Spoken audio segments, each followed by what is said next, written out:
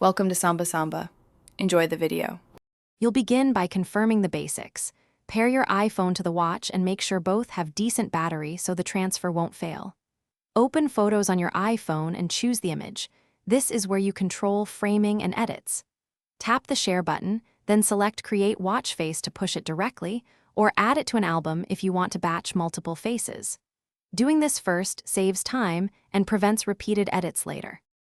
Once done selecting the photo, customize the watch face on your iPhone so you don't have to fumble on the small screen. Choose Photos or Kaleidoscope template, then pinch to scale and drag to position the focal point where you want it on the circular display.